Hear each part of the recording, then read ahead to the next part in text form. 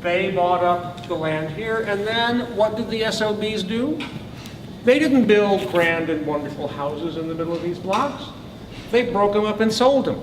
We got alleyways. All those wonderful little streets in Old City, Philadelphia that we love and admire so had nothing to do with William Penn's plan. And it's only because of his grid that they go east, west, and north, south. I think this is when we talk about founding fathers, there is a kind of an implication of parent-child relationship here. So the idea here is that it's better for the parent to let the child grow and develop and take his or her own course rather than to grid them, if you will. And although the city didn't start out the way William Penn intended, I think it did start out in a healthy way. It is the contention of Esquire Mitchell and a couple of other historians that Philadelphia could well have existed without Franklin, but Franklin could never have been without Philadelphia. And I don't know, is this nature versus nurture?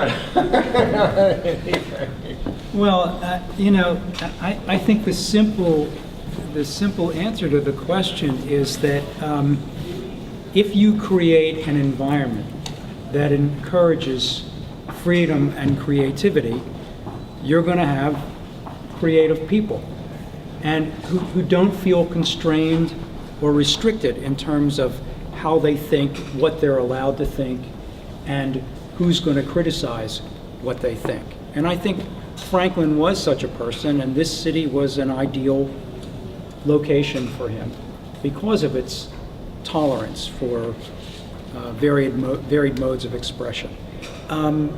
We want people to make the fullest possible uses of their personalities and not feel constricted and constrained and not feel like I better not say it because somebody will criticize it or I'll make a mistake. And to the extent that our city fostered that kind of thinking, I think we can be proud of ourselves. In 1870, Philadelphians voted to move the public buildings, as they were called, to Penn Square.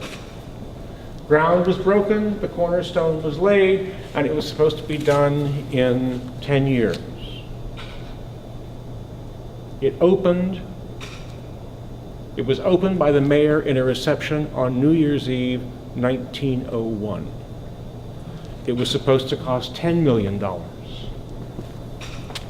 It cost close to 40, which was a phenomenal. But again, this is sort of a conflict to me. I mean, the corruption of the government, the councilmen made enormous amounts of money because they bought up the quarries the stone came from. But at the same time, they created, there's more sculpture on this building than there is on any other in the world, and it is truly a remarkable thing. And it happened in the context of this celebration. I guess I would say this is what narcissism will do. There are both sides to this. There is the healthy part of this endeavor, which says we feel good about ourselves. Let's throw a big party. Let's build a big city hall and have a great time because aren't we grand? And on the more grandiose side is the magnitude of the plans, the grandeur, the grandiosity of the plans. We start out with things that may originate in conflict, and over the years they become divorced from the conflict and have a life of their own and are sources of, I think, good feelings about ourselves in these instances.